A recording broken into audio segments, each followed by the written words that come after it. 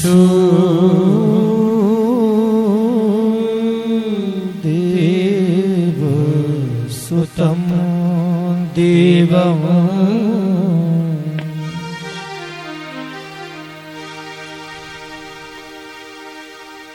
कंसी चाणूरिमर्दनम् देवकी परमानन्दम्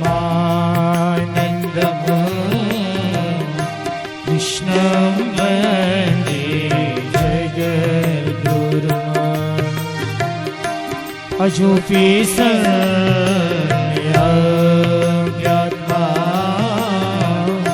भूतानां ईश्वरोऽपि सन् प्रकृतिं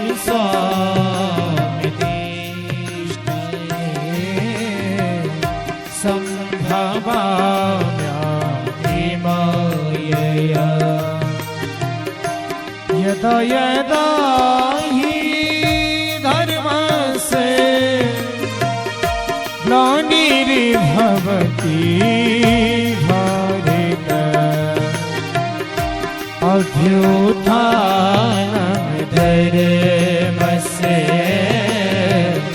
तदात्मानं सृजाम्यहम् परित्राणाय साधूनां विनाशाय च दुष्कृतां धर्म संस्थापनार्थाय सम्भवामि योगे योगे जन्मे कर्म च मे दिव्य मेवं यो वेत्ति तत्त्वतः त्यक्त्वा देहं पुनर्जन्म नैति मामेति सोऽर्जुने वीतरागभये क्रोधा मन्मया मुपाश्रिताः बहवो ज्ञानी तपसा भूता मयि भाविमागिताः वसुदेव सुतं कंसी चाणूरिमर्दनम् देवकी परमानन्दम् कृष्णं वन्दे जगद्गुरुम् देवकी परमानन्दम् कृष्णं वन्दे जगद्गुरुम्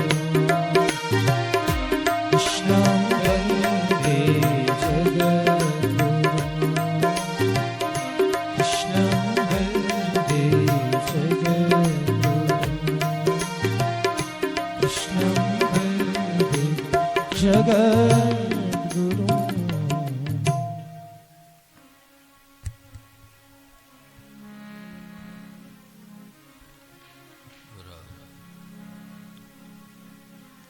राम जी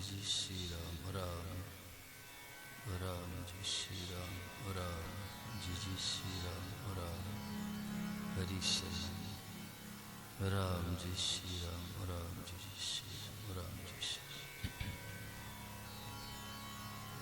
आइए महापुरुषों के पावन संदेश का स्मरण कर अंतःकरण को शुद्ध करें। सब लोग मेरे पीछे भाव से उच्च स्वर में बोले, हे नाथ, हे मेरे नाथ, मैं आपको भूलूं नहीं। हे नाथ, हे मेरे प्रभु, मैं आपको भूलूं नहीं। हे नाथ, हे मेरे स्वामी,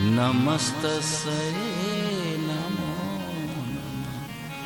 शङ्करं शङ्कराचार्यं केशवं बादरायणं सूत्रभाष्यकृतो वन्दे भगवन्तो पुनः पुनः।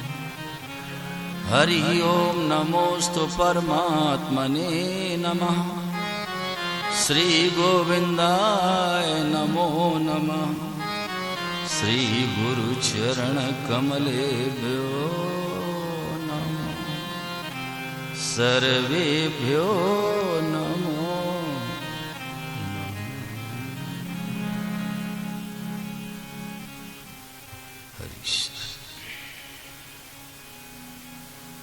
पीयूष जी कोठारी हैं क्या सभा में? पीयूष जी कोठारी बेटे आगे आओ।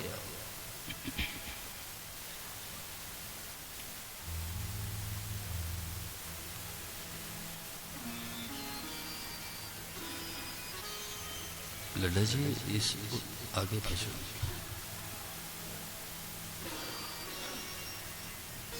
चंद्रशेखर मिश्रा यहाँ बैठा लिए जगह बनाकर।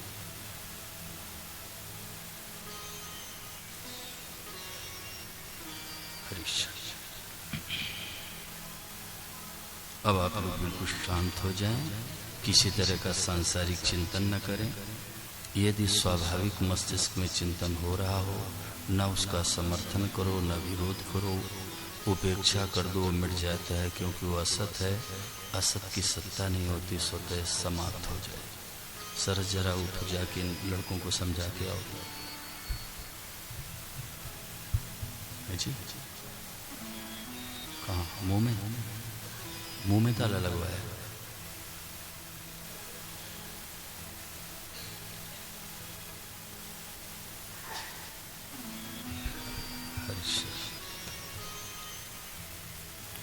शांत हो जाइए अब आप लोग बिल्कुल।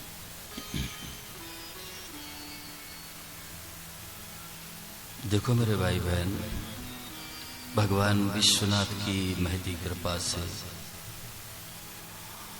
मातृपद गामिनी के चरणों में बैठ करके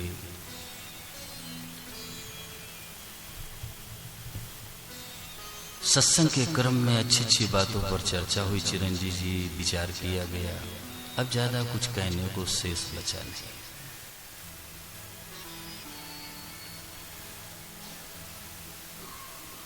कुछ सार बात है वो आपके सामने रख देता हूं और आप लोग बिल्कुल ध्यान दे के सुने तो बहुत बड़ा लाभ होगा। और मेरा विचार है, मैं आज थोड़ा जल्दी ही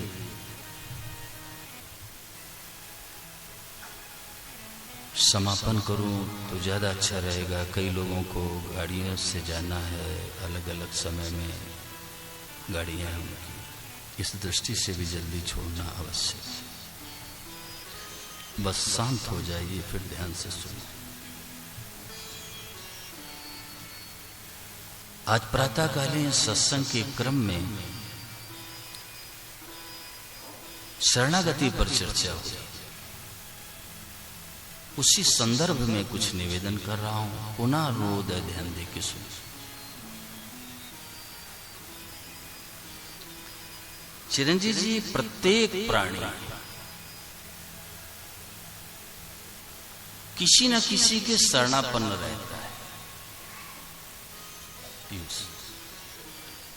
प्रत्येक व्यक्ति किसी न किसी के शरणापन्न रहता है, लेकिन अंतर इतना है कि आस्तिक एक के रहता है और नास्तिक अनेक के रहता है। दोबारा सुनो, बस मैं सार बात निवेदित कर रहा हूं आज, बस क्योंकि समापन दिवस है। मैं उपसंहार की दृष्टि से आया हूं, बोलने की दृष्टि से नहीं। मनुष्य है ना, वो प्रत्येक मनुष्य किसी न किसी के शरणापन्न रहता है, पर अंतर बस इतना है कि जो आस्तिक है वो एक के रहता है और नास्तिक अनेक के रहता है। अंतर इतना है। वैद्य जी सब शरणापन्न रहते हैं किसी न किसी। या यूं समझ लो कि जीव का स्वभाव ये आश्रय लेने का, बिना आश्रय किए रह सकता नहीं है चिरंजीव जी। प्राणी मात्र का स्वभाव है, जीव मात्र का, बिना आश्रय किए नहीं रह सकता। मनुष्य के अलावा जो प्राणी है वो भी आश्रय लेते हैं गुंबर से, अपने से बड़े का आश्रय लेते हैं। सद्य स्वामी जी महाराज ने एक बार सुनाया कि हम साधु लोग राजस्थान में कोटा बूंदी है ना, तो बोले बूंदी में रात में हम सोए हुए थे और बघेरे ने कुत्तों पर आक्रमण कर दिया नगौरी, और ये बघेरा ये कुत्ते को भी खा जाता है। और जैसे आक्रमण किया तो जो कुत्ते थे वहां से भगे और हम साधु लोग जहां लेटे थे बीच में आकर दुबक करके बैठ गए। क्यों? उनके भी हृदय में ये बात है कि ये मुझसे सबल है, मेरी रक्षा कर। और तो छोड़ो पीयूष, ये जो वृक्षादि की योनियां हैं इनमें भी स्वभाव है आश्रय लेने का। आपकी कोठी बंगला है, भवन है, आप उसके बाहर कोई वृक्ष लगा दो जैसे अशोक आदि, और उसी के बगल में बेल लगा देना, और जैसे बेल वृक्ष के ऊपर जाएगी पूरे वृक्ष में बेल फैल जाएगी। तो क्या सिद्ध हुआ? इनका भी स्वभाव है आश्रय लेने। बिना आश्रय के जीव रह सकता ही नहीं।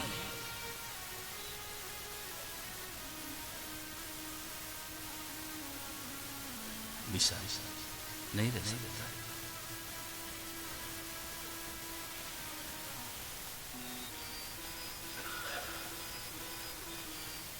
नहीं रह सकता। विनोद पाठक, क्यों ऐसा स्वभाव है? किसने कहा? ये जवाब किसने दिया है? जोर से बोलो, सबको पता चले। खड़े होकर बोलो, क्यों स्वभाव है आश्रय लेने का? सभी हाँ, भगवान के अंश। हाँ, ताली बजाओ सब लोग। ये बात बैठो, ये सत्संग की पकड़ है। चिरंजीव जी, इसलिए जीव मात्र का स्वभाव है आश्रय लेने का, क्योंकि ये भगवान का अंश है। लेकिन गलती कहां हो गई? भगवान का अंश होकर के इसने आश्रय किसका ले लिया? संसार का। अरे भाई, ये भगवान का अंश अगर भगवान का आश्रय ले ले तो सदा के लिए निहाल हो जाए। चिरंजीव जी निहाल, लेकिन परमात्मा का अंश न लेकर के और संसार का आश्रय लेता है। गोस्वामी जी महाराज ने बड़े सुंदर शब्दों में झांकी प्रस्तुत की है। आइए अंतिम क्षणों में दर्शन करें। ईश्वर अंश जीव अविनाशी, ईश्वर अंश जीव अविनाशी,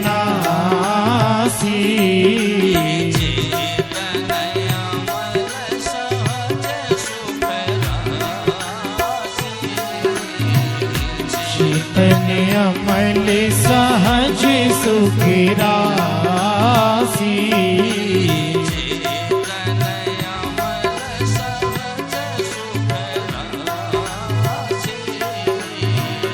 चैतन्य अमल सहज सुख राशि,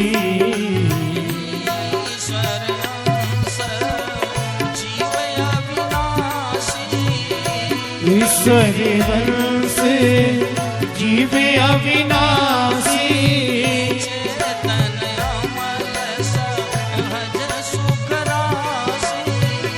चैतन्य अमल सहज सुख राशि,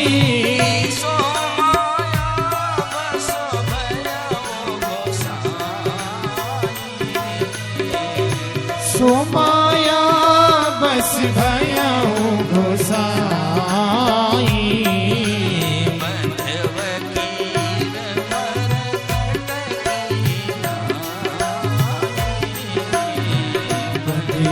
कीर मर कट की नाई,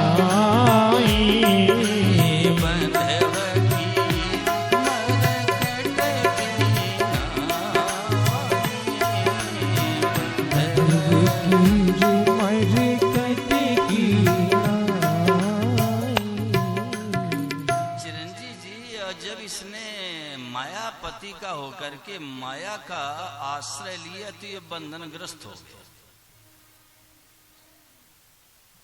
अंश तो ये मायापति का है, लेकिन आश्रय किसका लिया? माया, तो बंधन में पड़ गया। और गीता जी के 7वें अध्याय के 14वें श्लोक में पीयूष बेटे कभी दृष्टि डालना, भगवान ने क्या कहा? दैवी है सा गुणमयी, दैवी है सा गुणमयी, मम माया दुरत्यया, मामे ये प्रपद्यन्ते, माया में ताम तरन्ति ते। भगवान ने कहा सत्व, रज और तम यानी 3 गुणों वाली त्रिगुणात्मक देव अर्थात परमात्मा की माया अर्जुन ये बड़ी दुस्तर है और इसको पार करना बड़ा कठिन। खुद कह रहे हैं सत्व, रज और तम 3 गुणों वाली यानी त्रिगुणात्मक देव अर्थात परमात्मा की माया अर्जुन ये बड़ी दुस्तर है, इसको पार करना बड़ा कठिन है। खुद कह रहे हैं भगवान श्याम सुंदर। लेकिन परम दयालु, परम हितैषी, परम प्रभु परमात्मा ने चिरंजीव जी आगे रास्ता भी बताया। मामेओ ये प्रपद्यन्ते माया में ताम तरन्ते, जो केवल मेरे चरणों की शरण में आ जाते वो मेरी माया को तर जाते। और भगवान ने कहा मम एव, केवल मेरी शरण। ऐसा क्यों कहा? ऐसा इसलिए कहा राजपाल जी कि साधक भगवान की शरण तो हो जाता है, लेकिन केवल शरण नहीं होता है। महापुरुषों ने बड़ी विलक्षण बात सामने रखी गोपाल लड्डा जी कि आपके पास धन है, संपत्ति है, वस्तुएं हैं, चीजें हैं, उनका सदुपयोग करो, लेकिन उनका आश्रय मत लो। ये सांसारिक चीजें माताओं बहनों सदुपयोग करने के लिए, आश्रय लेने के लिए नहीं, इनका सदुपयोग करो। मामेओ ये प्रपद्यन्ते माया में ताम तरन्ते, कि जो केवल मेरी शरण में आ जाते हो मेरी माया को तर जाते हैं। कबीर साहब ने सोनी जी कहा चलती चक्की देख कर, चलती चक्की देख कर दिया कबीरा रोए, और 2 पाटन बिच आए के साबुत बचा न कोए। संसार रूपी चक्की को जब चलते हुए वैद्य जी महापुरुष ने देखा तो नेत्र गीले हो गए और संदेश दिया कि 2 पाटन बिछाए के साबुत बचा न कोई, सब पिस गए। ब्रजमोहन उपाध्याय सब पिस गए 2 पाटों के नीचे। लेकिन महापुरुषों ने कहा नहीं नहीं, सब नहीं पिस गए। कोई एक हरिजन उबरे कील माकड़ी पास। बोले सब नहीं पिस गए, कोई एक हरिजन उबरे कील माकड़ी पास। मैं इसको स्पष्ट कर देता हूं विश्वेश्वर जी पटेल। जैसे पहले घरों में चक्की होती थी तो उसमें 2 पार्ट होते थे, पत्थर के और बीच में घुरी यानी लोहे की कीली होती थी। दोनों पार्ट उसी में राजकुमार फंसे होते थे। ऊपर वाले हिस्से में छेद होता था और उसी के बगल में एक लकड़ी का डंडा। माताएं ज्वार डालती, बाजरा डालती, गेहूं डालती और घुमाती रहती थी। जितने दाने किनारे किनारे चले जाते वो सारे के सारे पिस कर आटे के रूप में परिवर्तित होकर बाहर निकलते। लेकिन विचार करो, जो धुरी यानी कीले के पास चले जाते, क्या वो भी पिसते थे? वो नहीं पिसते, बाकी सब पिस गए जितने किनारे, बाकी सब पिस गए। कोई एक हरिजन उबरे कील माकड़ी पास।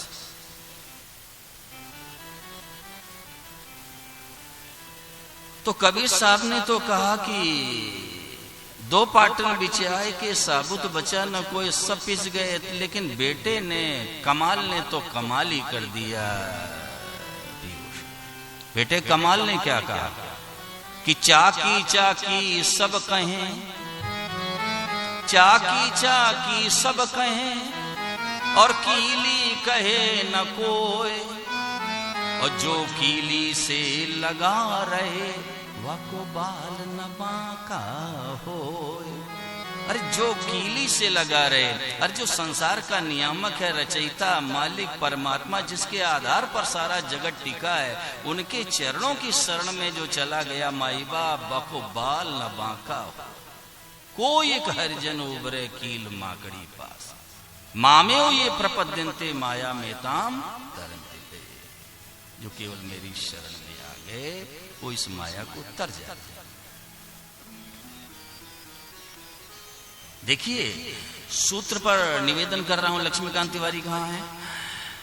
लक्ष्मीकांत तिवारी नोट करिए, जब ये जीव है ना, ये संसार से विमुख होकर के और भगवान के सन्मुख हो जाता है तो ये अपरा प्रकृति के कार्य माया को तर जाता है।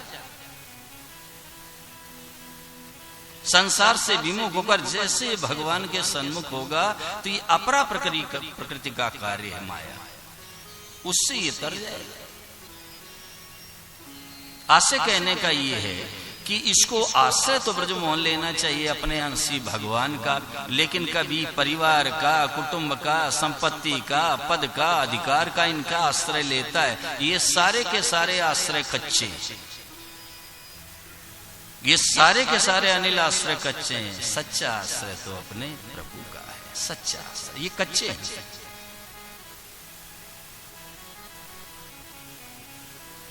ये जीव है ना, मनुष्य है ना, ज्यों ज्यों संसार की तरफ चलेगा विशाल बेटे, ज्यों ज्यों चलेगा त्यों त्यों अशांत रहेगा और इसका पतन भी हो जाता है। और ज्यों ज्यों ये भगवान की तरफ चलेगा उतनी उतनी इसको जीवन में शांति मिलती गीतेंद्र, और इसकी उन्नति स्वाभाविक होती है, विकास हो जाता है।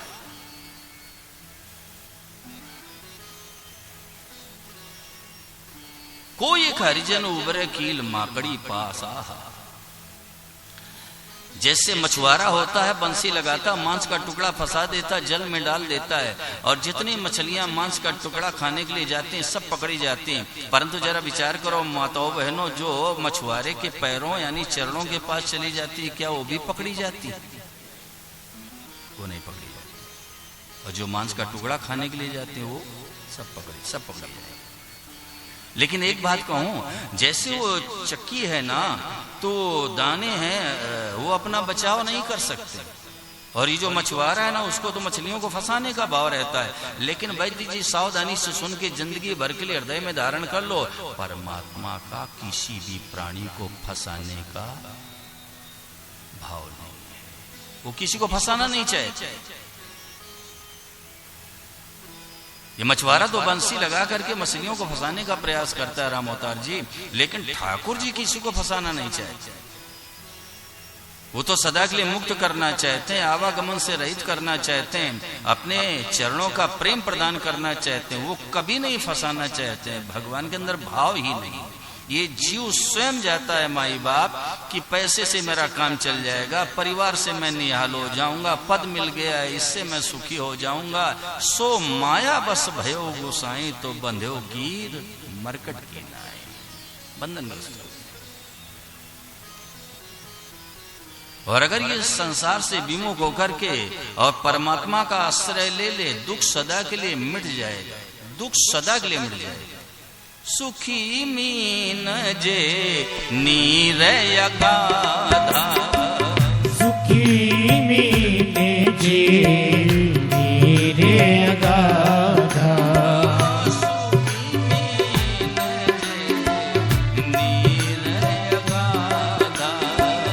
सुखी मीन जे नीर अगाधा,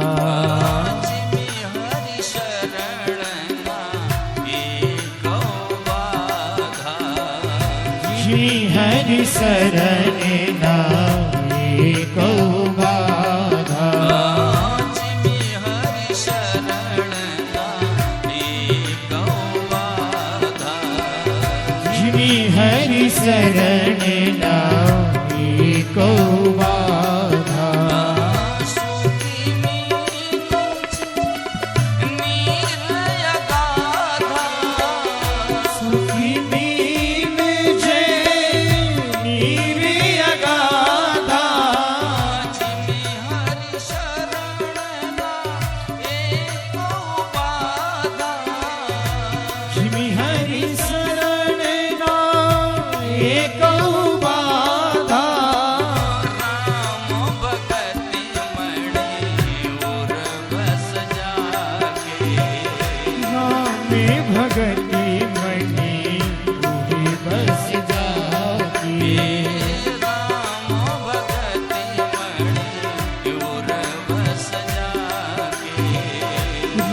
में भगति मनी उरे बस जाके दुख लवलेश ना सपन उताके दुख लवलेश ना सपने उताके दुख लवलेश ना सपन उताके दुख लवलेश ना सपने होता।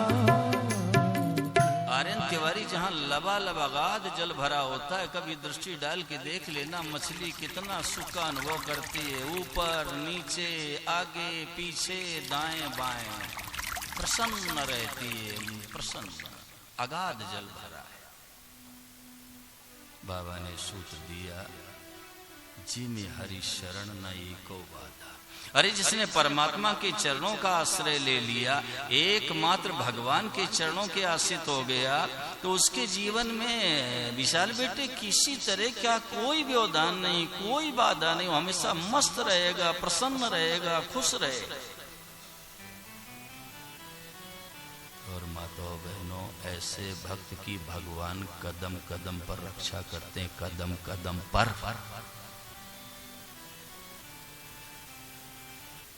इतिहास गवाह है, शास्त्र संदेश देते हैं, 100 कौरवों में एक भी नहीं बचा है और 5 पांडवों में एक भी नहीं मरा।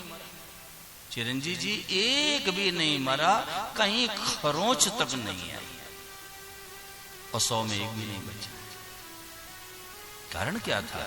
चाहे वो भगवती माता कुंती हो, और चाहे मेरी बहन पांचाली हो, और चाहे 5 भैया हो, उनके जीवन में एक भरोसा श्याम सुंदर का, एक भरोसा अपने केशव का। उसका फल ये निकला कि भगवान ने कदम कदम पर रक्षा की।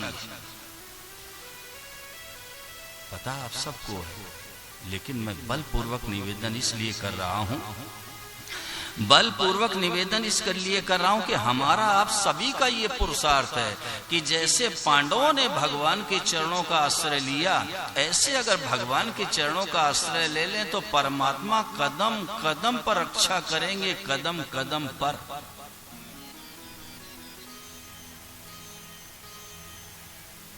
ब्रह्मलीन सदैव स्वामी श्री शरणानंद जी महाराज, मैं जीता जागता उदाहरण रख देता हूं।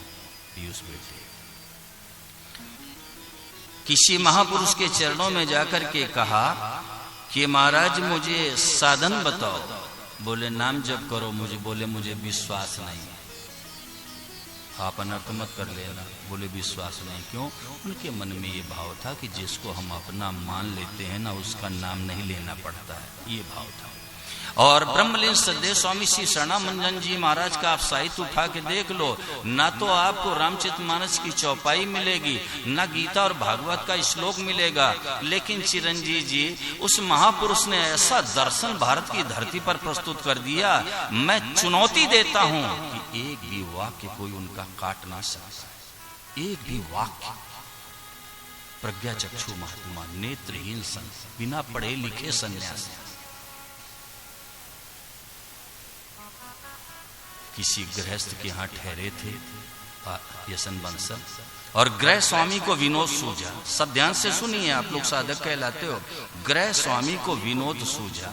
कहा स्वामी जी आप बिना पढ़े लिखे सन्यासी हो, और हमारे यहाँ मेरे गांव में एक सज्जन अमेरिका से मनोविज्ञान की डिग्री लेके आए, आज उनकी बात आपसे कराता हूँ। तो स्वामी जी इनका बुलाओ।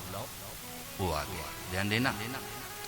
और आते ही स्वामी जी को प्रणाम किया और बोले स्वामी जी मुझे जीवन में भगवान की कोई आवश्यकता नहीं समझ में आती। ये नहीं कहा कि भगवान नहीं है, सुरेंद्र अग्रवाल ध्यान देना, ये नहीं कहा कि भगवान नहीं है। क्या कहा? मुझे जीवन में भगवान की आवश्यकता नहीं समझ में आती। तो स्वामी जी ने कहा पीयूष कि भाई हमें तो जिंदगी में केवल भगवान की ही आवश्यकता समझ में आती। कारण क्या था? अरे भाई उनका तो सुख में जन्म हुआ, सुख में पालन पोषण हुआ, सुख में जीवन बीता चंद्रशेखर मिश्रा, उनको भगवान की क्या आवश्यकता है। लेकिन महापुरुष के जीवन में दुख का प्रभाव हुआ, 10 वर्ष की अवस्था में आंखें चली गईं, उन्हें तो भगवान की ही आवश्यकता अनुभव हो रही थी। फिर स्वामी जी ने अनिल प्रश्न किया, अब ध्यान देना। स्वामी जी ने पूछा कि जरा ये बताओ संयोग की दास्ता और वियोग का भय। मनुष्य के जीवन में संयोग की दास्ता है, गुलामी है। ये गुलामी है धन की, परिवार की, कुटुंब की, पद अधिकार की। मानव के जीवन में विशाल बेटे गुलामी है, गुलामी गुलामी, पराधीनता, संयोग की दास्ता। ये गुलामी है, तो इससे मेरा काम चल जाएगा और क्या है। और वियोग का भय, धन न चला जाए, परिवार कुटुंब न छूट जाए, पद अधिकार न छिन जाए। विश्वेश्वर पटेल ये भय, संयोग की दास्ता और वियोग का भय। क्या बिना भगवान को अपना माने मिट सकता है? कौन कहेगा मिट सकता है? चुपचाप डिग्री लिए बैठे रहे, दोबारा बात नहीं की। डिग्री साथे लिए बैठे रहे, दोबारा नहीं बोले। बिना परमात्मा के चरणों के आश्रय लिए किसी की ताकत ही नहीं है कि संयोग की दास्ता और वियोग के भय को मिटा दे। जिंदगी में नहीं मिट सकता है। ये गुलामी बनी रहेगी अनिल दुबे, और हमेशा भयभीत रहेगा मनुष्य, भयभीत, क्योंकि वियोग का भय रहता है हमेशा। अरे भाई, गोस्वामी जी ने सीधे शब्दों में कह दिया, अंतहु तो ही तजेंगे पामर और तू न तजे अबहीं ते, और मन पछताए प्राणी अवसर बीते। अरे भाई, ये तेरे को सब छोड़ देंगे, तू पहले ही छोड़ दे। बाबा ने एक लाइन में सारे शास्त्रों का निचोड़ सामने रख दिया। जरा विचार करो, अंतिम क्षण चल रहे हैं, उपसंहार की वेला आ रही है। माताओं बहनों, आज अगर प्राण निकल जाए, आज शरीर शांत हो जाए, तो परिवार साथ रहेगा कि कुटुंब साथ रहेगा, कि संपत्ति साथ रहेगी, कि शरीर साथ रहेगा, कि मन बुद्धि प्राण इंद्रियां साथ रहेंगी? क्या रहेगा? कबीर साहब की वाणी हमें संदेश देती है, मन फूला फूला फिरे जगत में, कैसा नाता रे। मन फूला फूला फिरे जगत में, कैसा नाता रे। मन फूला फूला फिरे जगत में, कैसा नाता रे। मन फूला फूला फिरे जगत में, कैसा नाता रे।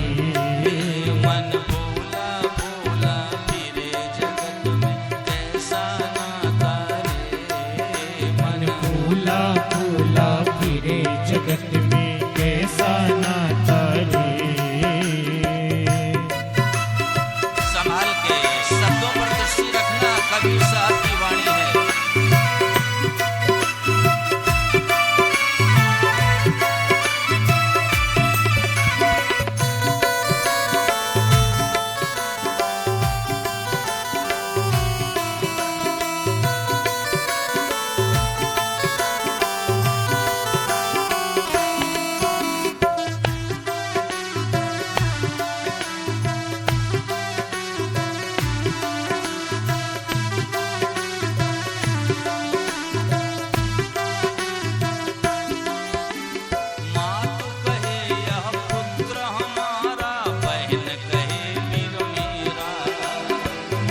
कहे यह पुत्र हमारा, बहन कहे वीर मेरा।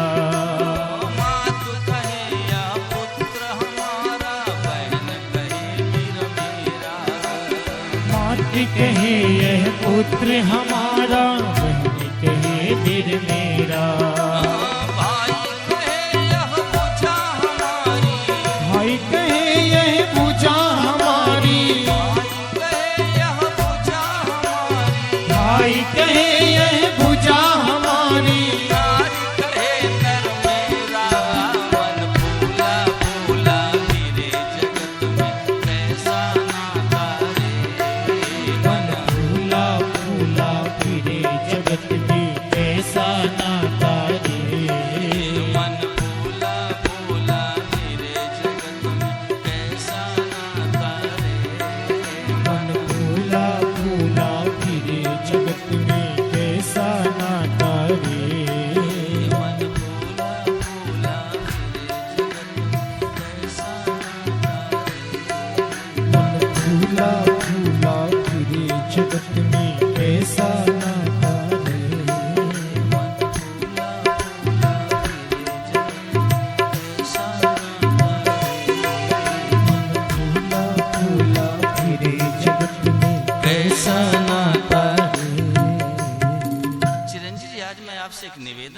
चाहता हूं, और अगर ये निवेदन मेरा स्वीकार कर लोगे तो भाई आयोजन तो कराते हुए वो दक्षिणा दिए बिना सफल होने वाला है।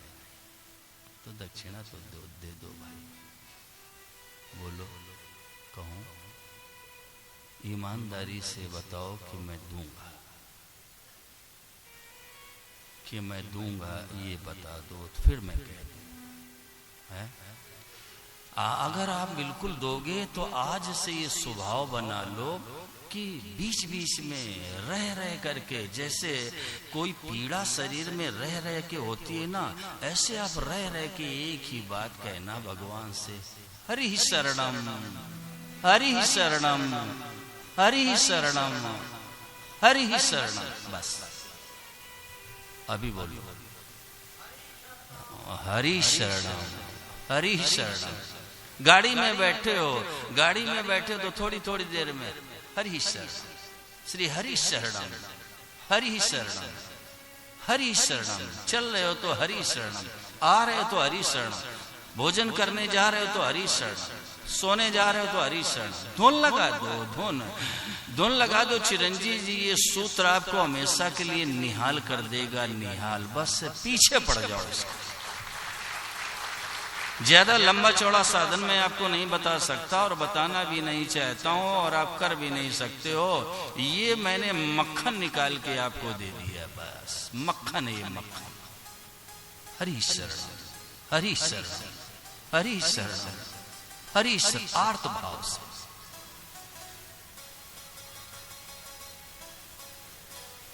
ये परमात्मा की जो शरण है ना, ये जीव को सदा के लिए सुखी कर देती है, सदा के लिए।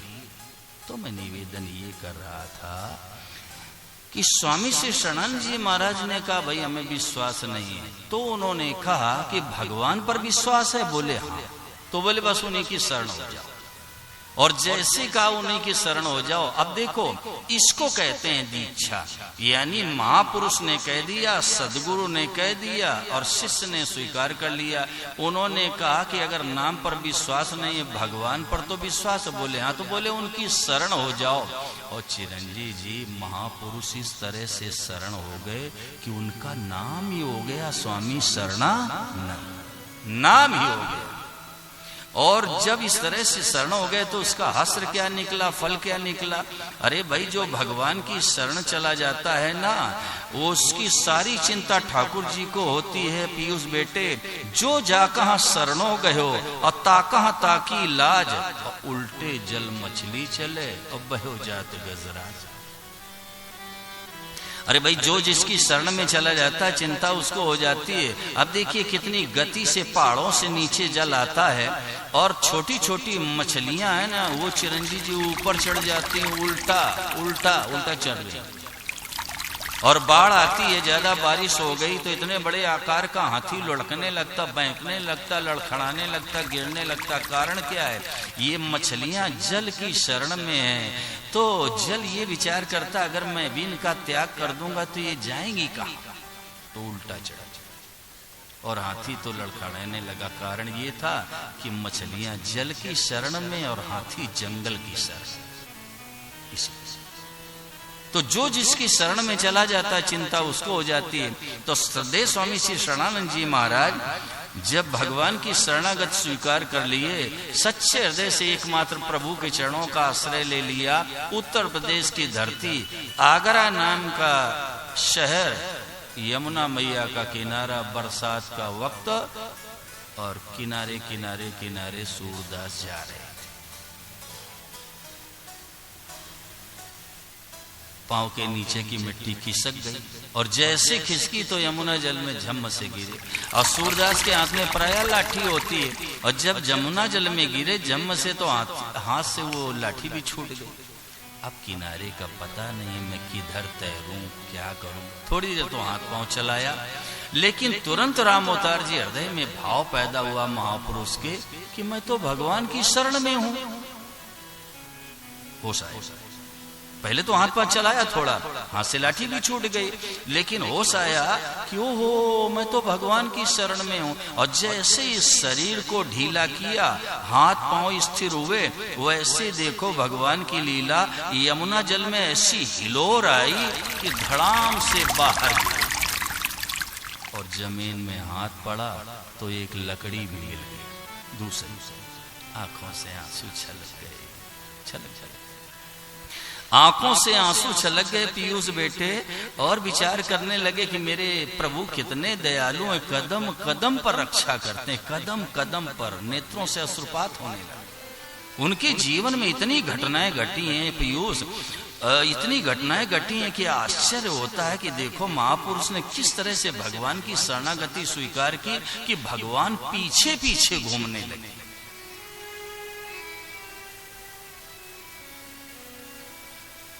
और एक बात और कह दूं, ध्यान दे के सुनना। रमन बेटे मेरे लाल, जो भगवान के चरणों का आश्रय ले देता है ना, उसका हर काम ठाकुर जी करते हैं, हर काम, और उनको मजा आता है करने में। जैसे भक्त को भगवान का काम करने में आनंद आता है चिरंजीव जी, ऐसे भगवान को भक्त का काम करने में आनंद आता है। अरे भाई, इतना बड़ा ये आयोजन और इतनी संख्या, 7 दिनों से हम बाबा के चरणों में पड़े, तो क्या ये हमारा पुरुषार्थ था या आपका साथ? ये तो बाबा ने किया है भाई। इसमें हमारी आपकी कौन सी शक्ति काम करेगी, बताना जरा। हमारी आपकी कौन सी शक्ति काम करेगी चिरंजीव जी? करी गोपाल की होई सब, करी गोपाल की होई सब चिरंजीव जी, करी गोपाल की होई सब। और जो अपनो पुरुषार्थ मानत अति झूठो है सोई, करी गोपाल की होई सब। हमारा आपका कोई पुरुषार्थ नहीं चिरंजीव जी, ठाकुर जी ने तो हमको आपको निमित्त बना दिया है। और मैं तो बाबा के चरणों में बैठ के निवेदन करना चाहता हूँ, यद्यपि ऐसा मुझे कहना नहीं चाहिए, लेकिन मैं हृदय का भाव फिर उसको मैं व्यक्त कहाँ करूँगा।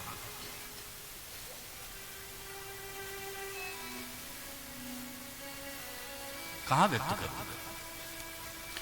मैं तो भगवान से काशी की धरती पर बैठ करके और ये निवेदन करता हूं कि भगवान आपको दीर्घायु प्रदान करें, दीर्घायु बनावें। और मैं तो कहता हूं कि जिस दिन आपका शरीर छूटे उसी दिन हमारा भी छूटे। अब न जीने की इच्छा है चिरंजीव जी, न मरने की इच्छा है, न खाने की इच्छा है, न पीने की इच्छा है, न जाने की इच्छा है, न आने की इच्छा है। कोई इच्छा है ही नहीं, कोई इच्छा नहीं। अब कोई इच्छा नहीं है असल बंसल, अब कुछ इच्छा रही नहीं रही, कुछ नहीं चाहिए।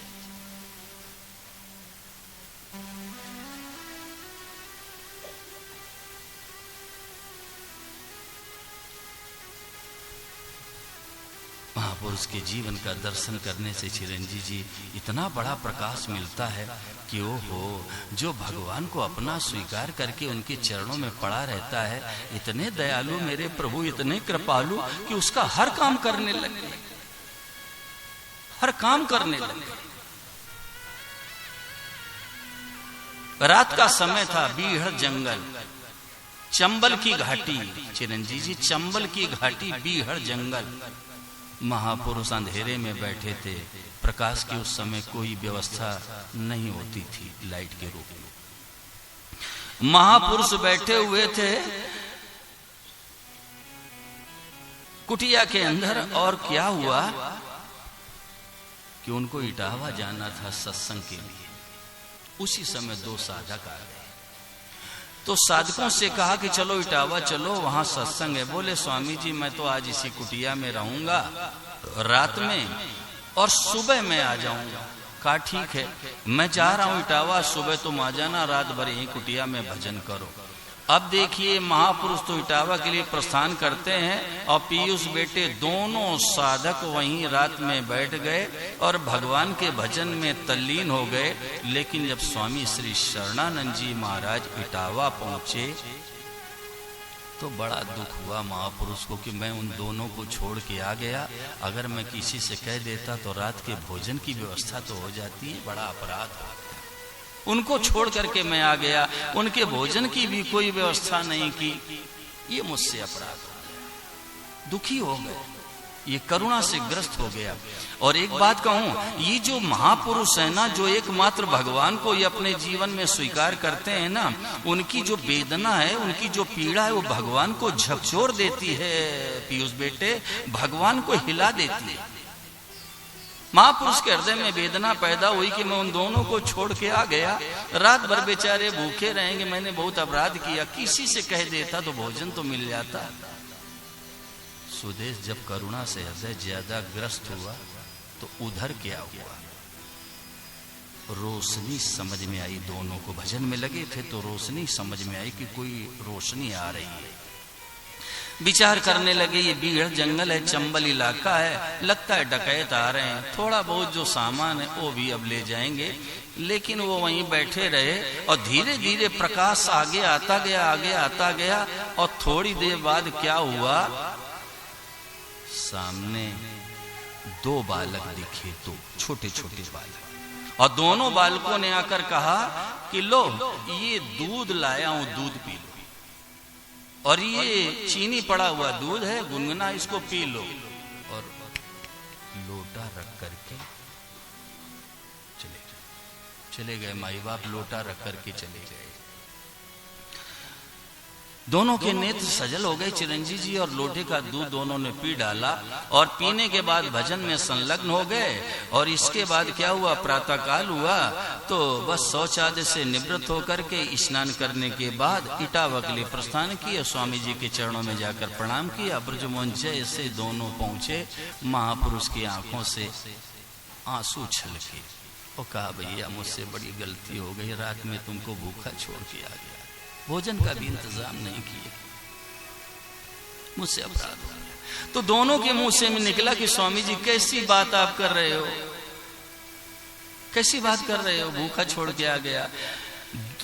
दो बालक आए थे और वो स्वामी जी दूध लेके आए थे, गरम गरम गुनगुना दूध था, और रख करके चले गए। बोले इसको पी लेना। तो स्वामी जी, हम लोगों ने दूध पी लिया, आप चिंता क्यों कर रहे हो। और दोनों की नेत्र गीले हो गए। चिरंजीव जी इतनी बात कहते कहते, और जब नेत्र गीले हो गए तो दोनों के मुंह से निकला कि स्वामी जी ये बताओ वो थे कौन। प्रश्न किया कि स्वामी जी ये बताओ कि वो थे कौन। और जैसे कहा स्वामी जी ये बताओ कि वो कौन थे, महापुरुष की आंखों से अश्रुओं की धारा बह चली और मुंह से निकला कि भैया ये मत पूछो कि वो कौन थे, ये मत पूछो। हृदय करुणा से भरे, ये न पूछो कि वो कौन थे। भगवान अपने भक्त का सब काम करते हैं असन बंसल, और प्रभु को काम करने में आनंद आता है। जैसे भक्त को भगवान का काम करने में आनंद आता है, ऐसे भगवान को भक्त का काम करने में आनंद आता है। लेकिन भक्त कौन होता है, जीवन में सूत्र ये धारण कर लो मनोज सिंह जी, भक्त कौन होता है, जिसके जीवन में दो बातें होती हैं, प्रभु आप मेरे अपने हैं, और दूसरी बात सब कुछ आपका। वो भक्त होता है, वो भक्त होता है।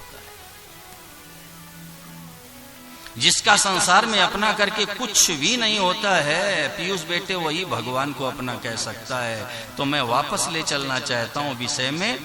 पांडवों में एक भी नहीं मरा और 100 में एक भी नहीं बचा। क्यों? पांडव भगवान के भरोसे थे। ब्रजमोहन कदम कदम पर भगवान ने रक्षा की। लाक्षागृह में अग्निकांड कर दिया गया, जिंदा जलाने का प्रयास किया गया। देखो मेरे केसों ने किस तरह से सुदेश शास्त्री रक्षा की, रात में ही निकाल के लेके चले। भीम को जहर दे दिया गया, जो मारने वाला था ब्रजमोहन वो तारने वाला बन गया। द्रौपदी का चीर हरण किया गया। 10 गज की साड़ी नहीं कम पड़ी माई बाप, वो बढ़ती ही गई और 10,000 हाथियों का बल कम पड़ गया, परास्त हो गया।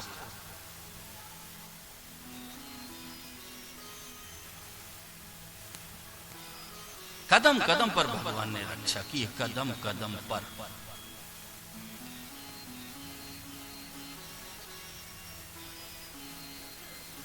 तो जो एकमात्र भगवान का आश्रय ले लेता है ना, उसके जीवन में निर्भयता आ जाती है, निश्चिंतता आ जाती है, निशंकता आ जाती है, निशोकता आ जाती है, कसौटी।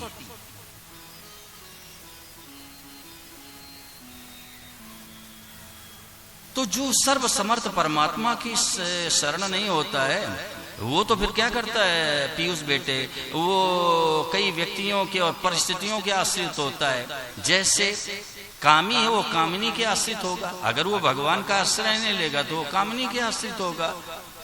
लोभी है वो धन के आश्रित हो जाएगा, अविवेकी वो शरीर के आश्रित हो जाएगा। कौन? जो सर्वसमर्थ प्रभु का आश्रय नहीं लेता है वो। और एक बात कह दूं, जो भगवान के चरणों का आश्रय ले लेता है, भगवान की शरण में चला जाता, उसके समान कोई संत है ही नहीं। और इतना ही नहीं, एक विलक्षण बात आपके सामने रख रहा हूं माताओं बहनों, जो भगवान के चरणों का आश्रय ले लेता है, भगवान की शरणागति स्वीकार कर लेता है, उसमें भगवान उतर आते हैं, भगवान का उसमें अवतार हो जाता है। जैसे लोग व्यवहार में दृष्टि डाल करके देखो, ये स्त्री है ना, ये पति को अपना सर्वस्व न्योछावर कर देती है। पति पढ़ा लिखा है, विद्वान है, चिरंजीवी जी, वेदों का ज्ञाता है, धर्मशास्त्रों का ज्ञान है, लेकिन पत्नी को एक भी अक्षर का ज्ञान नहीं। लेकिन संसार में लोग क्या कहते हैं? पंडितानी। क्या कहते हैं? एक भी अक्षर का ज्ञान नहीं। और विद्वान ब्राह्मण की पत्नी वेदों का जानकार है, शास्त्रों का जानकार है, लेकिन पत्नी के लिए लोग क्या कहते हैं? पंडितानी। डॉक्टर MBBS है कोई, MD है, अच्छा डॉक्टर है, पत्नी को एक टिकिया का ज्ञान नहीं, संसार क्या कहता है? डॉक्टरनी। ठीक है ना? तो क्या सिद्ध हुआ? पंडित उसमें उतर आया, डॉक्टर उसमें उतर आया। तो पंडित क्यों उतर आया? क्योंकि पत्नी ने अपना सर्वस्व न्योछावर कर दिया, इसलिए उतर आया। ऐसे जो भगवान के चरणों की शरण में चला जाता है, वो अपना सर्वस्व न्योछावर कर देता, वो कुछ बचा के रखता ही नहीं है। जैसा वैसा का ही वैसा भगवान की शरण में चला जाता है। हे नाथ, मैं तो आपका, बस बस, मैं नाथ, मैं आपका हूं, बस। अब पड़े, अब कोई चिंता नहीं, कोई फिक्र नहीं, मस्ती का तो कहना ही क्या है। क्यों? जानते हैं कि सब अब तो सब प्रभु संभालेंगे, वो सब चिंता उनको होगी। देखो आदमी कितना निश्चिंत हो जाता है भाई। मैं तो कहता हूं कि इन पर अगर विचार करे साधक ना, अनिल, अगर इस पर बार बार मनन करे, बार बार चिंतन करे, तो वो भगवान की शरण में हो जाएगा। बार बार इस बात पर विचार करे कि ओहो, इस संसार में दृष्टि डालता हूं तो इतिहास के पन्नों में दिखता है कि देखो भक्त किस तरह से भगवान की शरण हो गए और भगवान ने कैसे उनकी रक्षा की, कैसे मदद की। ये अगर चिंतन करते रहो करते रहो करते रहो तो भगवान पर दृढ़ विश्वास हो जाएगा और आप निश्चित रूप से भगवान की शरण में हो जाओगे।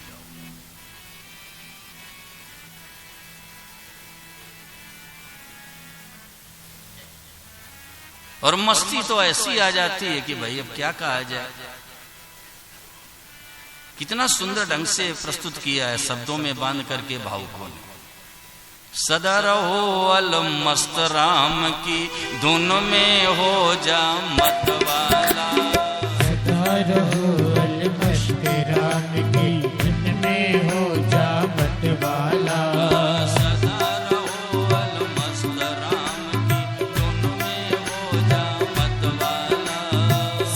रहो अल मस्त राम की धुन में हो जा मतवाला।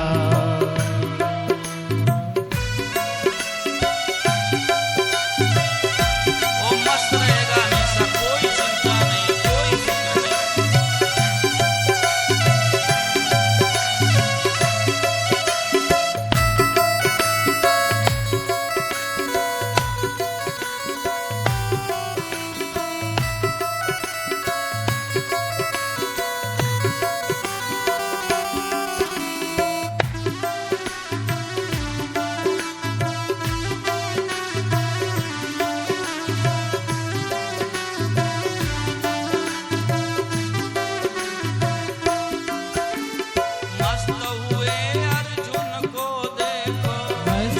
हुए अर्जुन को देखो, मस्त हुए अर्जुन को देखो, मस्त हुए अर्जुन को देखो।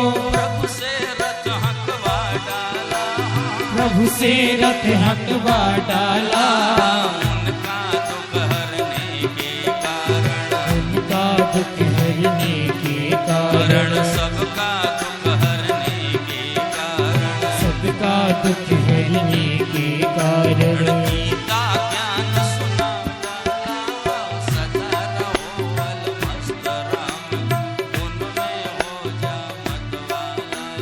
सदा रहो अलमस्त राम की धुन में हो जा मतवाला। सदा रहो अलमस्त राम, उनमें हो जा मतवाला। सदा रहो अलमस्त राम की धुन में हो जा मतवाला।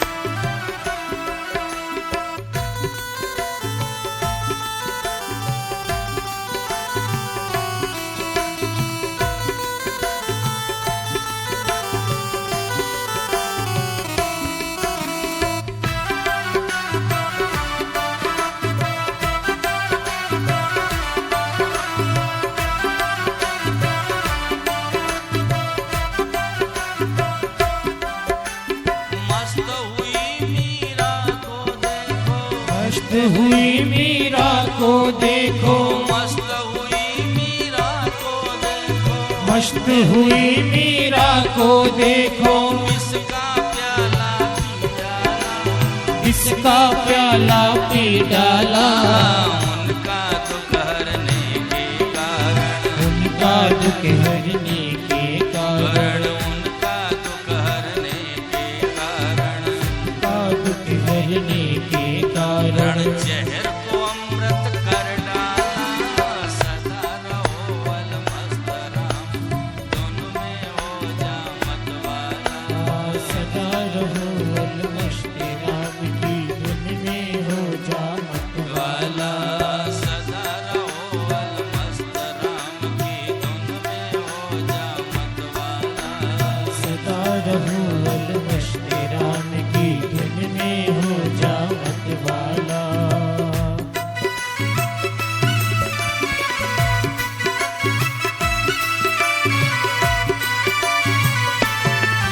हमेशा मस्त रहो, हम तो भगवान के चरणों में शरण में।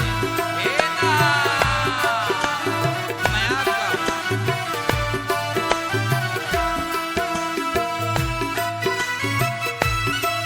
हम आपकी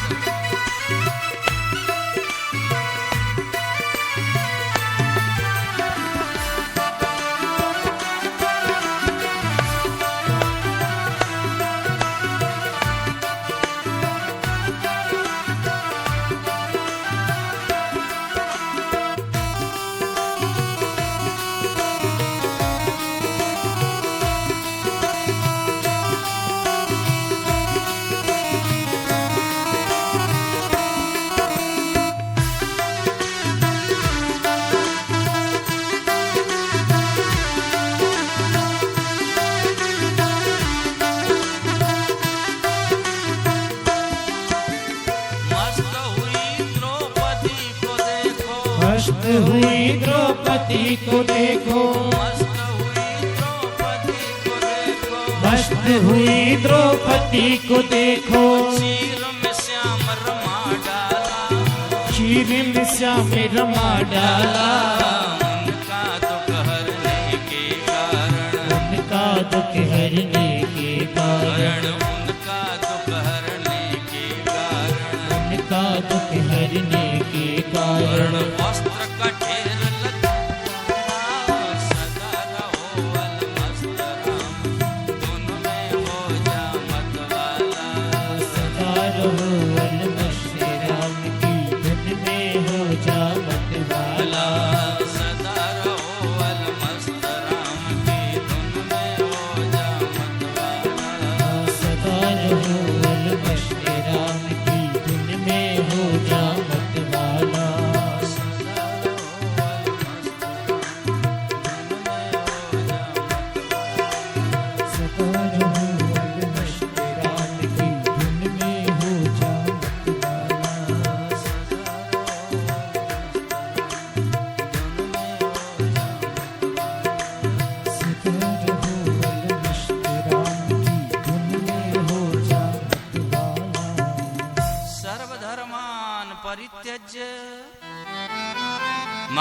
मामेकम शरणं व्रज अहं त्वा सर्व पापेभ्यो मोक्षयिष्यामि मा शुचा। आज्ञा दे दी भगवान ने, राजकुमार आज्ञा दे दी, आज्ञा मेरे चरणों की शरण में आ जाओ।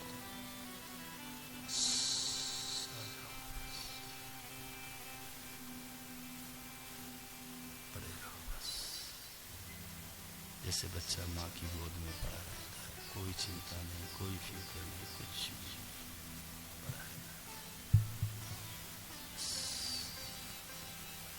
केवल मेरी शरण में तू आ जा। अहम तो सर्व पापेभ्यो मोक्षयिष्यामि, मैं तुझे सभी पापों से मुक्त कर दूंगा। मां सोचा चिंता मत कर। भगवान आश्वासन दे रहे हैं अर्जुन को कि तू चिंता मत कर, तू तो केवल मेरे चरणों की शरण में आ जा और मैं तुझे सभी पापों से मुक्त कर दूंगा। मां सोचा तू चिंता मत कर। यही हमारा आपका दायित्व है, पुरुषार्थ है, जिम्मेदारी है कि चिंता न करते हुए अपने प्रभु के चरणों की शरण में हमेशा पड़े रहना है, अपने प्रभु के चरणों में ही रहना। जागत सोवत शरण तुम्हारी। अब और कुछ नहीं करना अनिल, अब कुछ भी नहीं करना है, अपने तो भगवान के चरणों में बस पड़े रहना है, कुछ नहीं। जो करना होगा वो करें, जो मर्जी है वो करें। क्यों कि चिरंजीव जी हम समझते नहीं है भाई, हम समझते नहीं हमारा हित किसमें है, हित किसमें है, भला किसमें है, बुरा किसमें, हम नहीं समझते हैं। अरे जैसे बच्चा है ना, माँ उसके लिए जो ठीक समझती है वो सब कर देती है, बच्चे से सम्मति नहीं लेती है। जैसन बन क्यों वो जानती है अभी मैं कपड़े उतारूंगी नहलाने के लिए तो ये रोएगा, वो जानती है कि कपड़े उतारना शुरू किया तो ये रोना शुरू कर देगा। अब माँ है ना, वो बालक से सम्मति नहीं लेती। अनिल ध्यान दो, मैं बलपूर्वक इसलिए कह रहा हूं कि भाई इस पर आप दृष्टि डालो। माँ कहीं सम्मति लेती है बच्चे की? क्यों? वो जानती है अभी मैंने कपड़े उतारना शुरू किया इसको नहलाने के लिए तो बस रोना शुरू कर देगा, वो नहीं सम्मति लेती। जो अच्छा समझती चिरंजीव जी वो कर देती है। ऐसे भगवान जो हमारे लिए अच्छा समझते हैं, हमारे हित में वो कर देते हैं, वो सम्मति थोड़ा लेंगे क्योंकि हमें पता ही नहीं, हम समझते ही नहीं। क्या बात समझ रहे हैं?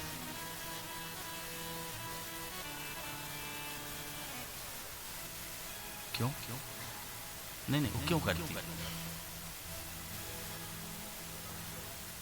क्या वो तो जानती है, उन्हीं के भरोसे तो पड़ा है। एक बात, दूसरी बात ये कि वो सम्मति क्यों ले? इसलिए नहीं लेती कि अभी इसको नहलाना है, अब कपड़े उतारूंगी तो ये रोएगा, तो क्या सम्मति ले? क्या सम्मति ले बताओ? अरे वो तो साफ कर रही है कि बेटा मैं तेरे को साफ कर दूं, बढ़िया सुंदर बना दूं, अच्छे कपड़े पहना दूं। अब वो जब कपड़े उतारेगी तो रोएगा, तो वो जानती है कि इसको समझ तो है नहीं। ऐसे हमको आपको समझ नहीं है बेटा, समझ नहीं है। तो भगवान हमारे जो हित का समझते हैं ना, भलाई का, वो खुद ही कर देते हैं। अब आई बात समझ। तो ये कभी उलाना मत दो कि ये भगवान ये कैसे हो गया, ऐसा कैसे। अरे वो ही हमारे हित में है भाई, हम समझते ही नहीं। अपने मस्त रहो, बैठो, प्रसन्न रहो। जो भगवान ने किया ठीक किया है, नहीं किया वो भी ठीक किया, क्योंकि वो हमारा बुरा कर सकते ही नहीं। वो कभी भी पीयूष बेटे हमारा बुरा कर सकते ही नहीं। ये दृढ़ विश्वास होना चाहिए साधक को जीवन में कि वो हमारा कभी अहित नहीं कर सकते, हमारा कभी बुरा नहीं कर सकते। इतना दृढ़ विश्वास हो, इतना दृढ़ विश्वास हो कि उसमें कहीं विकल्प ना हो। सुनील बेटे, विकल्प नहीं होना चाहिए। वो जो अच्छा समझेंगे वो कर देंगे, वो हमारी क्या सम्मति ले, हम वो हमें कुछ पता ही नहीं, कर देते। भगवान ने जब शरणागति की बात कही है ना, तो चार बातें कही है। मन मना भव मद भक्तो मध्याजी माम नमस्कुरु। चार बातें कही, माताएं ध्यान दें। शरणागति के क्रम में भगवान ने चार बातें कही। मन मना भव, मेरे में मन वाला हो जा। मद भक्ता मेरा भक्त हो जा, मध्या जी मेरा पूजन कर, माम नमस्कुर मुझे नमस्कार कर। समयाभाव बस मैं थोड़े शब्दों में निवेदन करूं। मन मना भाव, भगवान कहते हैं कि तू मेरे में मन वाला हो जाए। अरे वैद्य जी, जब इस मन को हम अपना मानते हैं, साधक ध्यान दे के सुने, तभी ये खराब होता है। इस मन को जब हम अपना मानते हैं सुदेश शास्त्री, तब ये खराब होता है।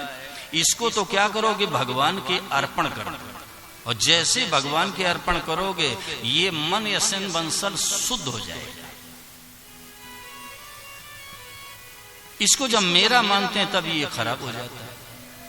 और इतना ही नहीं, अगर इस शरीर को हम अपना न माने, अजय जी शरीर को मेरा न माने, सत्संग के प्रकाश में महापुरुषों के वचनों के अनुसार, तो ये जल्दी बीमार नहीं होगा। ध्यान दो आप, अगर इस शरीर को हम मेरा न माने तो ये जल्दी बीमार नहीं होगा। अब मन को मेरा मान लिया तब ये खराब होता है। तो क्या करो, उसको भगवान के अर्पण करो। वेद पांडे कहाँ है, आगापुर सानी। मन को जब हम बेटे अपना मानते हैं तब ये खराब होगा। इसको क्या करो, मन के भगवान के अर्पण कर दो। कैसे अर्पण करना है, मन से ही भगवान का चिंतन करो, मन से ही भगवान का ध्यान करो, यानी मन को भगवान के चरणों में न्योछावर करो, शुद्ध हो जाए। अच्छा, एक बात पर और श्याम जी गोलू वाला विचार करो, हम भगवान को दे क्या सकते हैं? बोलो क्या दे सकते हैं?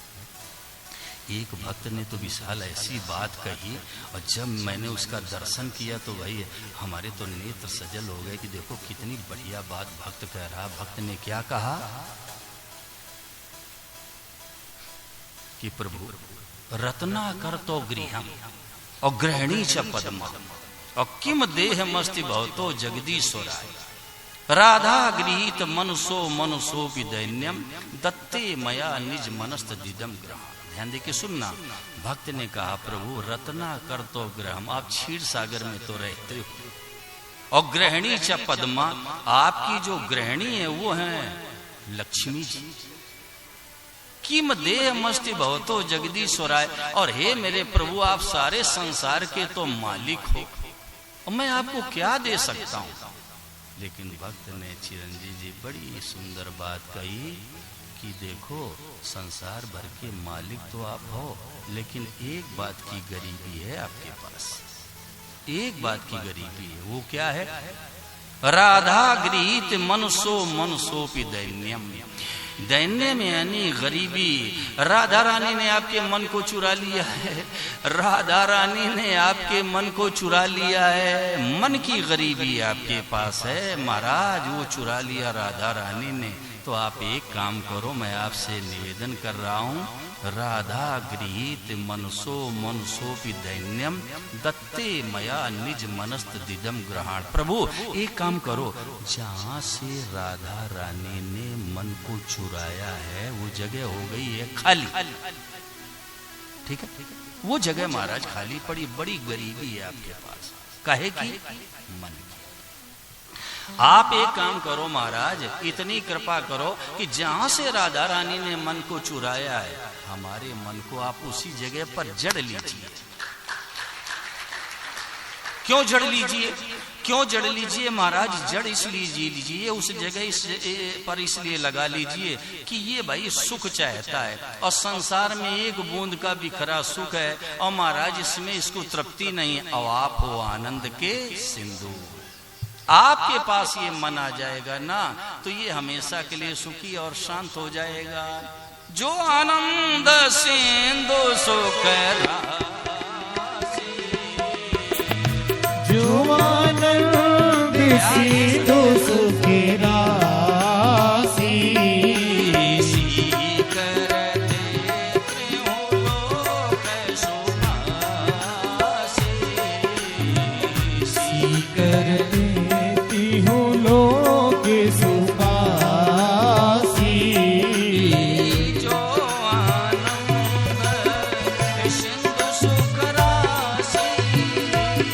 आनंद सिंधु सुख राशि,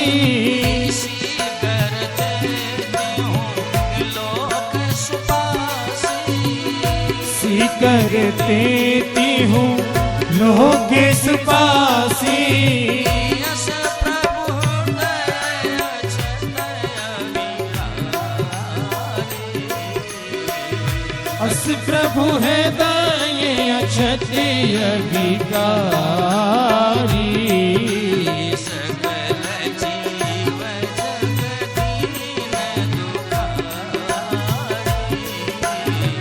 सकल जीव जगदीन दुखारी। सकल जीव जगदीन दुखारी। सकल जीव जगदीन दुखारी। अरे कुलदीप जी क्या भगवान को दे सकते हैं भाई? मन दे दीजिए। दत्ते मया निज मनस्त दिदम ग्रहण। प्रभु उसी जगह पर आप लगा लो, ये सुखी और शांत हो जाएगा। तो मन मना भाव मद भक्त तो मेरा भक्त हो जाए। भगवान कह रहे मेरा भक्त हो जा।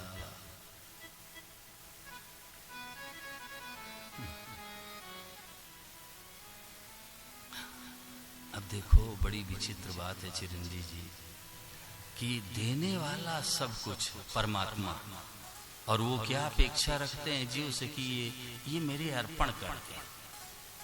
अब देने वाले वही और सोचते ये मेरे अर्पण कर दे।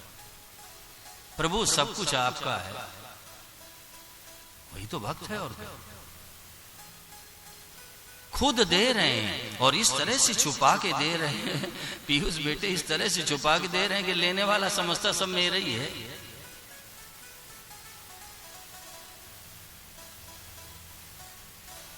देने वाले ने दिया, वो भी दिया किस शान से। मेरा है ये लेने वाला, कह उठाया अभिमान से। मैं मेरा ये कहने वाला, मन किसी का है दिया। और जो भी अपने पास है वो धन किसी का।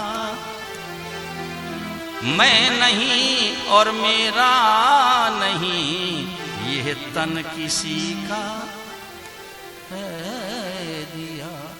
जो मिला है वो हमेशा साथ रह सकता नहीं। और कब बिछुड़ जाए ये कोई राज कह सकता नहीं।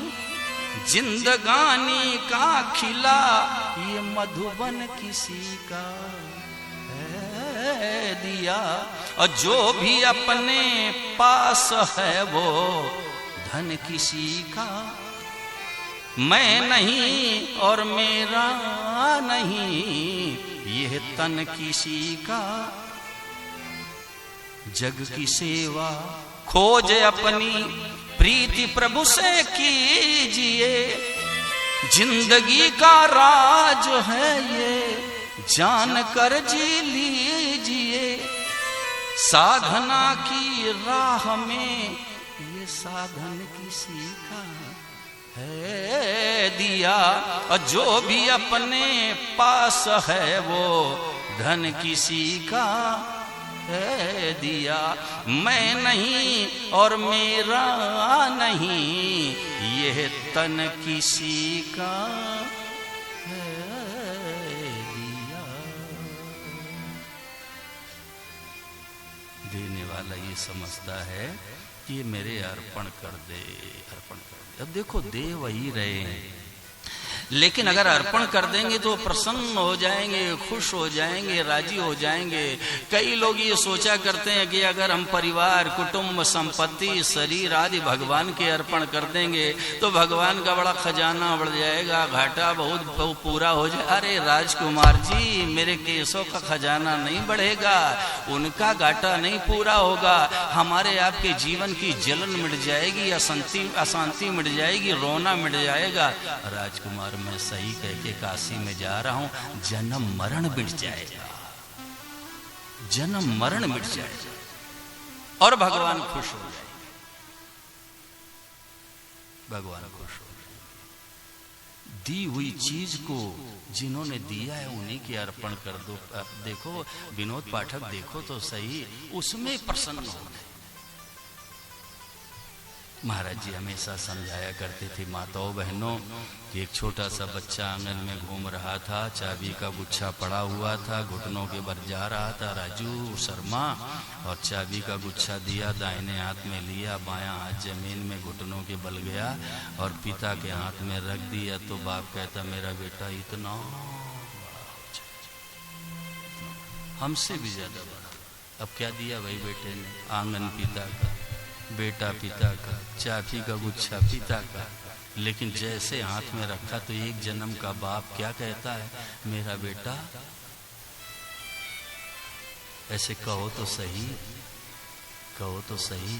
प्रभु परिवार आपका, कुटुंब आपका, संपत्ति आपकी, शरीर मन बुद्धि प्राण इंद्रियां सब आपकी। तो विश्वेश्वर पटेल मेरी तरह आप आंखें करो तो भगवान क्या कहते हैं, अरे मैं तो हूँ भगतन का दास, भगत मेरे मुकुट मणि। मैं तो भगतन करता भगत मेरे मुकुट मणि। मैं तो हूँ भगतन कर दास, भगत मेरे मुकुट मणि। मैं तो हूँ भगतन करता भगत मेरे मुकुट मणि। मैं तो हूँ भगतन कर दास, भगत मेरे मुकुट मणि। मैं तो हूँ भगतन करता भगत मेरे मुकुट मणि। मैं तो हूँ भगतन कर दास, भगत मेरे मुकुट मणि। मैं तो हूँ भगतन करता भगत मेरे मुकुट मणि। मैं तो हूँ भगतन कर दास, भगत मेरे मुकुट मणि। मैं तो हूँ भगतन करता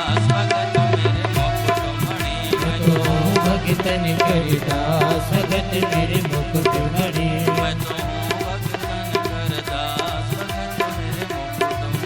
तो हूँ भगतन करता भगत मेरे मुकुट मणि।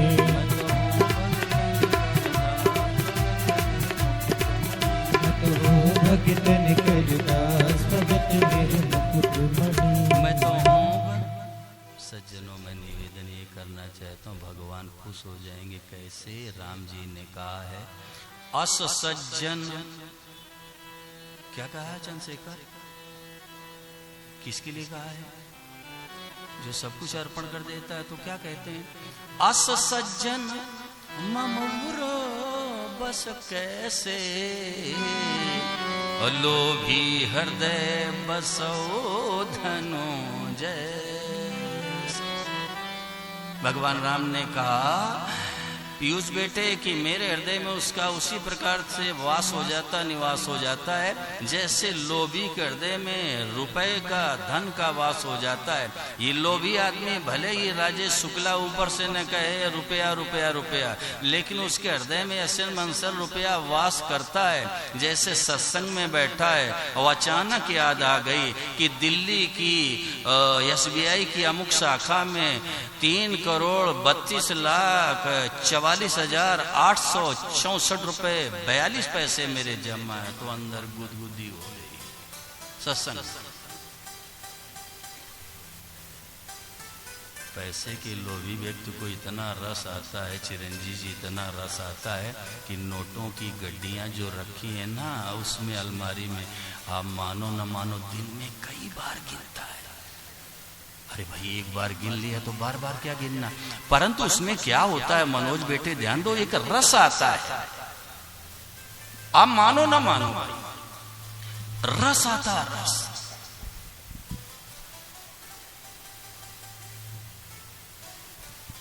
रिकॉर्ड तो हो जाएगा अगर कहो तो सरस में कह दूं। ये हमारे विनोद पाठक जी बैठे, इनके एक भाई डॉक्टर है, सबसे छोटा वाला भाई मेरे साथ में गीता प्रेस का प्रचार करता है। उसने एक दिन आके मेरे कमरे में कहा कि स्वामी जी हमारे भैया जो डॉक्टर साहब है ना वो नोटों की गड्डी को दिन में कई बार गिनते हैं।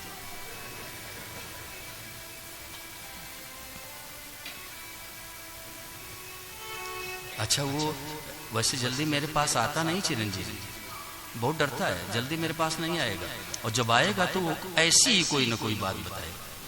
तो फिर मैं क्या करता हूँ, तो यहां से तो बस फिर भागेगा। मतलब इतना अपनापन रखता है, चाहे जितना डांट दो चिरंजीव जी, चाहे जितना डांट दो, कभी उसने फील नहीं किया कि ये मेरे को डांट रहे। मैं तो कभी कभी विचार करने लगता हूँ कि देखो कितनी इसके अंदर सहनशीलता है, चाहे जो कह दो। और मैं आंख हमेशा उसकी तरफ टेढ़ी रखता हूँ, कभी देख लेना, मैं आंख हमेशा उसकी तरफ टेढ़ी रखता हूँ कि इसका जीवन बढ़िया बन जाए बस।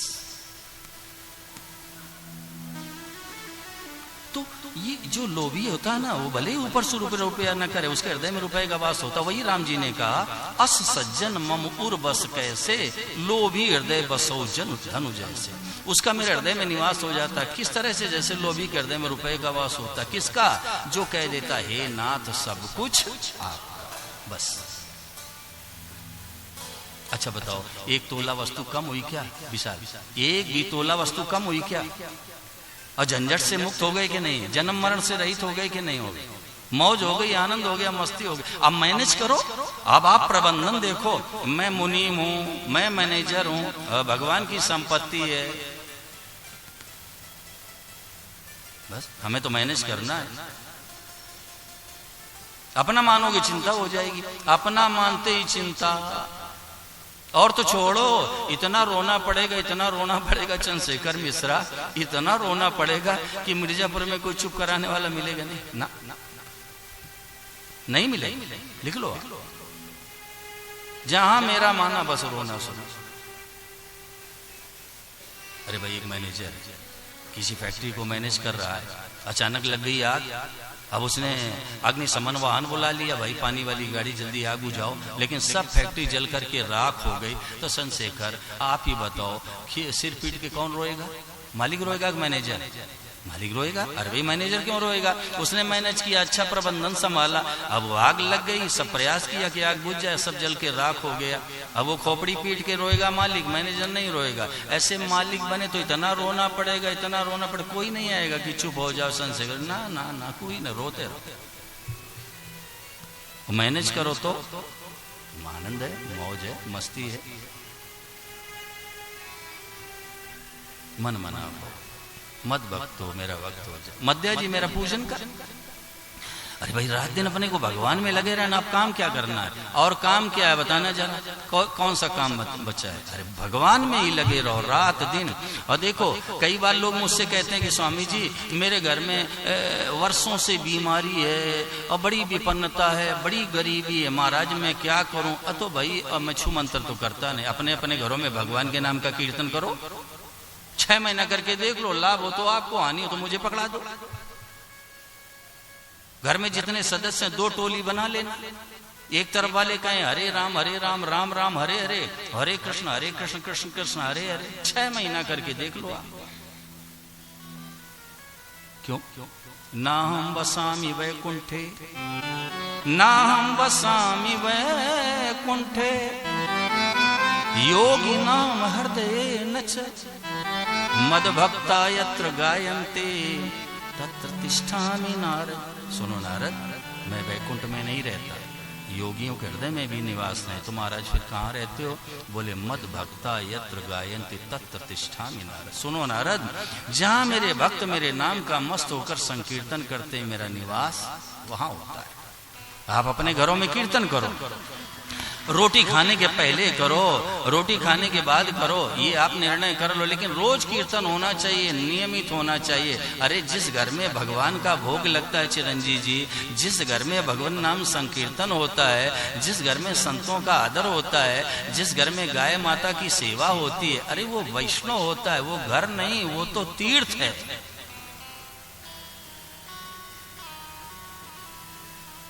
तीर्थ।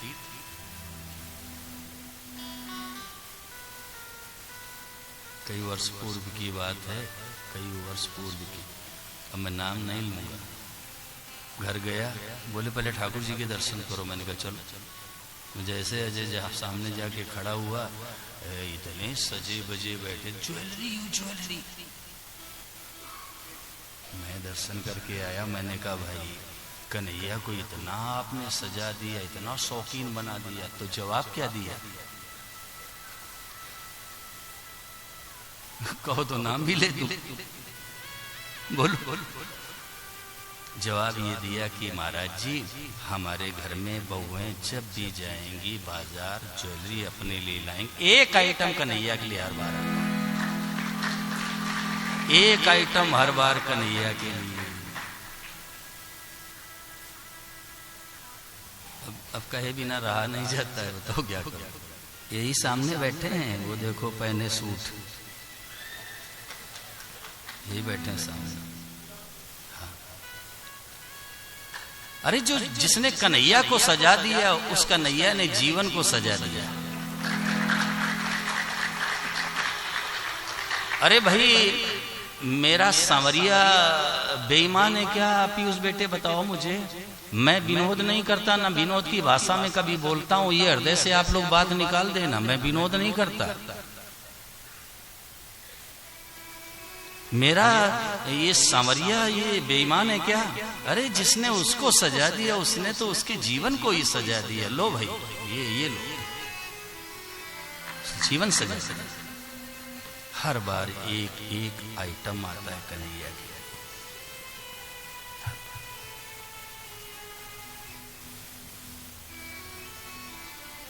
अरे आइटम का भूखा नहीं है मेरा केशव, आइटम का भूखा नहीं है भाई, वो भाव का भूखा है। कम से कम हृदय में ये तो भाव है कि एक कन्हैया को ले चलो पहले। ये भाव ही तो भगवान को बांध देता है पीयूष, बांध देता है, बांध देता है, बांध देता है। घरों में कीर्तन करो, भगवान नाम संकीर्तन। देखो आपके घर का वातावरण कितना शुद्ध हो जाता है, करके देख लो आप, करके देख लो। भगवान के नाम में इतनी शक्ति है कि वहां का जो वातावरण शुद्ध हो जाता है। भगवान के नाम में इतनी शक्ति है कि पाप उसी तरह से जल जाते हैं जैसे सूखी घास का ढेर लगा हो और एक चिंगारी ऐसे फेंक दो पूरी घास सुहा हो जाएगी। ऐसे ही जो पाप है, जो वायुमंडल में बिखरा हुआ गलत वातावरण है, भगवान नाम लेते ही समाप्त, ताकत ही नहीं सामने टिक जाए।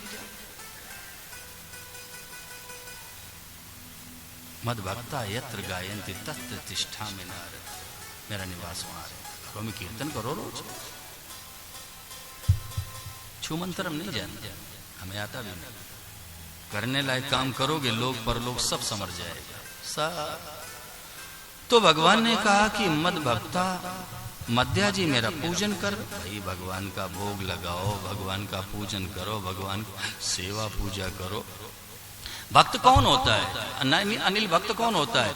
जो हमेशा भगवान की सेवा पूजा नाम जब आपके उस चिंतन में ही डूबा रहता है। आज भगवान के लिए अमुक पुष्प लाना है, अमुक जगह से लाना है, आज भगवान को ऐसी पोशाक पहनानी है, आज भगवान को ये बनाकर भोग लगाना है। वो जो भगवान में ही लगा रहता, चिंतन भगवान का ही हमेशा चलता रहता है, यही तो पूजा है और क्या है।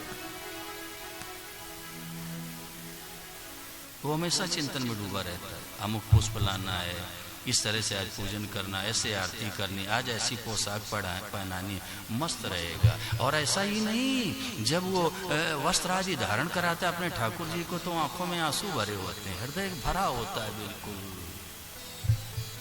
और इनकी तरफ कभी देखना, गौर से देखना, कभी तो ये उदास दिखेंगे, कभी उदास दिखेंगे और कभी एकदम प्रसन्न। कभी ऐसा दिखेगा जैसे रूठ के बैठ गए, अब मनाओ, अब मनाओ, क्योंकि रूठ गए।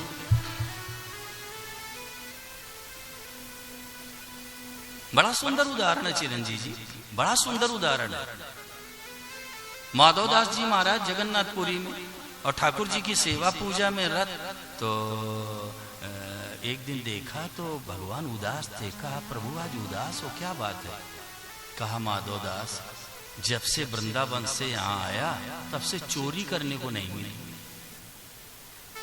माधवदास ने कहा चोरी? कहा तो कर लो चोरी, उदासी की क्या बात है? अरे बोले भाई वृंदावन में मेरे ग्वाल बाल साथी थे, अब किसी को ले लेता था साथ में जाकर के चोरी कर लेता था, यहाँ कोई है ही नहीं, किसके साथ जाऊं? फिर महाराज तो बोले तुम चलो। तो माधवदास बोले हम चोरी? बोले हाँ। अच्छा कहाँ चलोगे? चोरी करने चलोगे कहाँ? बोले सुनो माधवदास, ये जो जगन्नाथपुरी का राजा है ना, और इसके बगीचे में देखो कटहल कितने बढ़िया बढ़िया लगे, और कभी ये भोग लगाने के लिए भेजता ही नहीं। तो आज वही बस कटहल चुराने चलेंगे। तो माधव दास जी चिरंजी जी बोले कि वो तो मेरा शिष्य है, अभी मैं सूचना भेज देता हूँ, कितने वो कटहल भेज देगा। बोले नहीं माधव दास, जो चोरी में मजा है ना, वो ऐसे मंगाने में नहीं। और ये जानते हो कब आए थे? कब आए थे? रात में। चोर दिन में थोड़ा आता, वो तो रात ही में आएगा, ये रात में आए। तो चलो फिर भाई चलो। अब माधवदास को लेकर के चिरंजी जी पहुंचे बगीचे में, रात का समय।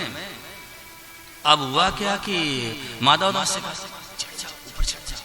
अब माधवदास चढ़ गए कटहल के पेड़ में। स्वभाव था नहीं चोरी करने का, तो वहीं से बोले ये वाला डालूं कि वो वाला? तू चौकीदार दूर था, बोले मैं बताता हूं कौन डालना है। तो भगवान तो अदृश्य हो गए और बाबा जी भी जल्दी से उतरे, इधर उधर छुप गए। चौकीदार वापस चला गया। अब थोड़ी देर में भगवान ने कहा माधव दास गए आप, चलो। फिर जाके चढ़ा दिया। अब देखो भाई, किसी की आदत हो, स्वभाव हो, तब तो वो भाई शांत रहे, लेकिन फिर वही कह बैठे कि ये वाला डालूं कि वो वाला। अब की बार चौकीदार ने ये नहीं कहा कि मैं बताता हूं कौन डालना है। भगवान तो सर्वज्ञ हैं, वो तो अदृश्य हो गए। वो आया, अब बाबा जी ऊपर ही थे, नीचे उतरो। अब बड़े लंबे चौड़े कपड़े, बेचारे धीरे धीरे उतरे और नीचे खड़े हुए तो राजू शर्मा हाथ बांध दिए, दोनों हाथ बांध दिए। चलो चलो राजा साहब के साथ लिए जा रहा था। अच्छा, ये क्रिया होते होते चिरंजी जी सुबह हो गए। राजा साहब सैर के लिए निकले थे, तो राजा साहब ने देखा कि मेरे गुरु जी को क्यों बांधे? काटे खोलो हाथ, क्यों बांध रखा है? कहा महाराज इन्होंने चोरी किया। अरे खोल। और ले गए अपने साथ में, स्नान कराया, वस्त्र बदलाए, भोजन तैयार कराया, प्रसाद पवाया और पूछ दिया कि गुरुदेव क्या बात थी? बस इतना कहते ही माधवदास बोले कि राजन, मैंने जब प्रभु की तरफ दृष्टि डाली तो उदास थे, तो मैंने कहा क्यों उदास हो? बोले जब से वृंदावन से आया तो चोरी करने को नहीं मिली, तो मैंने कहा कि कर लो चोरी। तो बोले भाई वहाँ मेरे सखा थे, यहाँ कोई है नहीं, तुम चलो। तो हमें ले आए। तो मैंने पूछा भी कि कहाँ चलोगे? तो बोले राजा यहाँ का है, कटहल बहुत बढ़िया, कभी भेजता ही नहीं भोग लगाने के लिए, वहीं चलूंगा। तो कहा महाराज मैंने कहा कि मैं सूचना भेज देता हूँ, आ जाएंगे कटहल। बोले नहीं, चोरी करेंगे। और ले आए। इतना सुनते ही राजा साहब की आंखों से आंसू बह चले, रो दिया। स्टैम्प पेपर मंगाया और स्टैम्प पेपर मांगा करके पूरा बगीचा नाम कर दिया जगन्नाथ। पूरा बगीचा जगन्नाथ के नाम कर दिया। लो अब क्या हुआ चिरंजी जी, वो बगीचा स्टैम्प पेपर में जब नाम कर दिया, लेके आए, तो भगवान ने कहा कि माधवदास रात में कैसी गुजरी? अरे बोले गुजरी पूछ रहे हो, हमें चढ़ा दिया वहां पेड़ पर और खुद तो इधर उधर चले गए, अब पूछ रहे हो कैसी गुजरी? तो माधवदास की आंखों से अश्रुपात हो गया ब्रजमोहन, और मुंह से निकला कि देखो एक कटहल भी आप वहां से नहीं लाए, मैं आपके नाम पूरा बगीचा करा के ले आया। ये एक कटहल नहीं ला पाए, पूरा बगीचा आपके नाम करवा के ले आया। ये संभाल। आज भी वो बगीचा जगन्नाथपुरी का, वो राजा साहब का बगीचा भगवान श्री जगन्नाथ के नाम आज भी है। और विश्व की कोई ऐसी रसोई नहीं है दुनिया में जो भगवान श्री जगन्नाथ की रसोई से श्रेष्ठ हो, बड़ी हो, दुनिया में है ही नहीं। मैंने प्रसाद पाया है चिरंजी जी, आप लोगों ने भी पाया होगा, और इतनी महिमा है उस प्रसाद की कि एकादशी के दिन भी वहां चावल का प्रसाद भोग लगता है और लोग पाते हैं।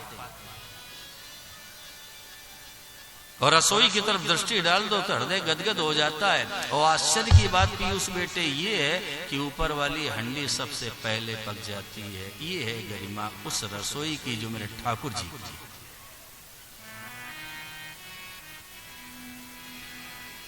ओ ये बड़े पता नहीं कैसी कैसी लीला किया करते हैं।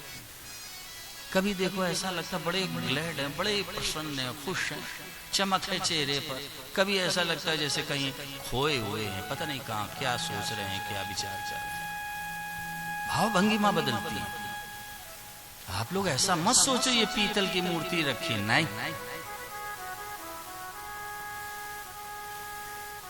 इनको जिसने एक बार हृदय से सन्नी बेटे लगा लिया ना, मैं सच कहता हूं जिंदगी हमेशा के लिए सफल हो जाए। एक बार हृदय से लगा ले, प्रभु आप तो मेरे हो। देखो आप तमाशा। अंत में कह दिया माम नमस्कुरु, मुझे नमस्कार कर। नमस्कार करने का आशय क्या है कि चाहे पुरस्कार दो चाहे दंड दो, हम सब में प्रसन्न।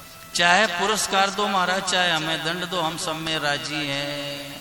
नमस्कार कुरु का मतलब ये है कि जो भगवान ने परिस्थिति भेजी, सुख भेजा, दुख भेजा, हमेशा प्रसन्न रहे, खुश रहे। वाह भगवान बड़ी कृपा है, बड़ी कृपा है, ऐसे प्रसन्न रहे। चाहे आप पुरस्कार दे दो चाहे दंड दे दो, हम तो मस्त हैं, हम तो प्रसन्न हैं, उसी में आनंद। इसका आशय यही है माम नमस्कुरु कि भगवान के विधान में सदा प्रसन्न। तो भगवान की शरण हो गए, हे नाथ मैं आपका हूं, और एक बार बस ये कह दो कि हम राजी हैं उसी में जिसमें तेरी, बस अब जो मर्जी है वो करो। हम तो आपके हाथ की कठपुतली हो गए, अब जैसे जाओ वैसे रखो।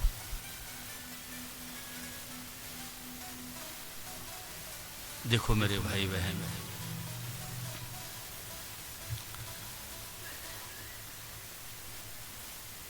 अब इन अंतिम क्षणों में मैं आप सभी की इस गरिमामयी उपस्थिति को तो पहले प्रणाम करता हूं।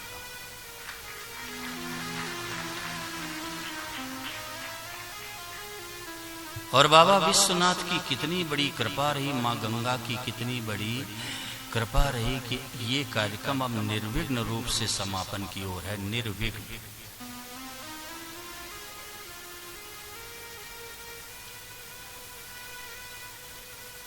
अब मैं भाई चिरंजीव जी को धन्यवाद क्या दूं राजू, क्या धन्यवाद देना है।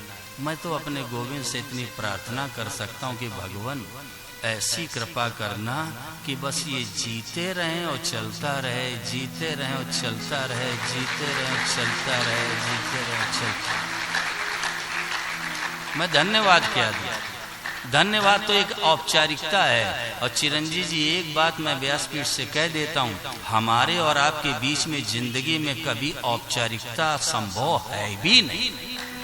औपचारिकता नहीं हो सकती। जो है वो खुले हुए हृदय से होगा, औपचारिकता हो सकती ही नहीं। औपचारिकता का कोई स्थान बचा ही नहीं, कोई स्थान नहीं बचा। धन्यवाद देता हूं आप सभी माताओं, बहनों, भाइयों को। आपने अपने व्यस्ततम समय से कितना समय निकाला और यहाँ काशी की धरती पर आकर सभा की शोभा बढ़ाई, और मुझ जैसे साधारण व्यक्ति को आपने इतनी तल्लीनता, तन्मयता से सुन लिया। मैं सबके प्रति कृतज्ञता व्यक्त करता हूँ, हृदय से कृतज्ञता व्यक्त करता हूँ।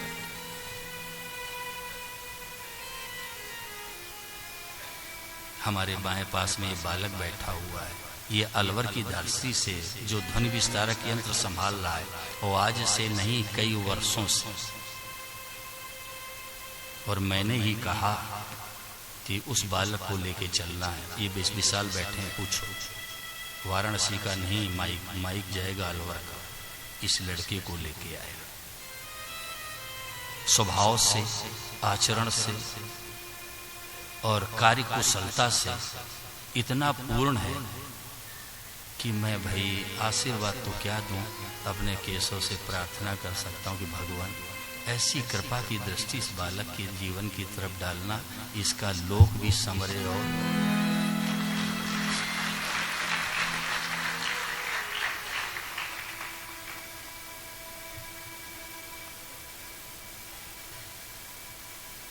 होता है कई बार चिरंजीव जी, थोड़ा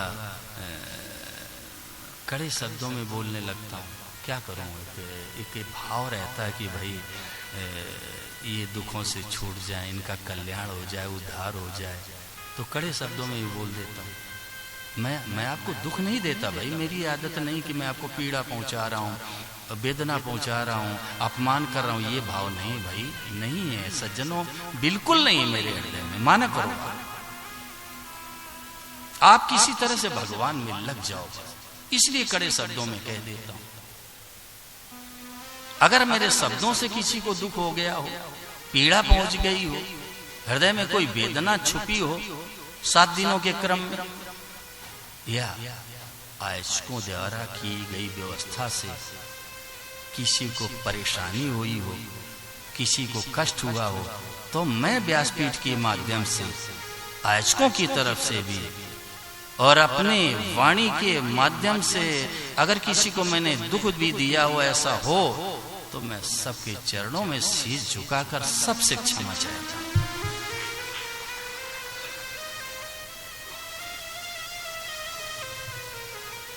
सर्वे भवन्तु सुखिना, सर्वे सन्तु निरामया, सर्वे भद्राणि पश्यन्तु, मां कश्चित् दुख। इसी सद्भावना के साथ एक बच्चे का प्रदर्शन, केवल एक बच्चे का आपके समक्ष होने जा रहा है, और ये समापन का समय है, समापन की बेला है। उस बालक के शब्दों को सुनिए, उसके भावों को सुनिए और उसके विचारों की तरफ दृष्टि डाल करके सब लोग बिल्कुल ध्यान से सुनेंगे, कहीं मन को इधर उधर नहीं करेंगे। और अजय जी से मैं निवेदन करता हूं कि उस बच्चे का नाम प्रस्तुत करें सभा के मध्य में। आप लोग तालियों की गड़गड़ाहट से उस बच्चे को आशीर्वाद दीजिए, आशीर्वाद।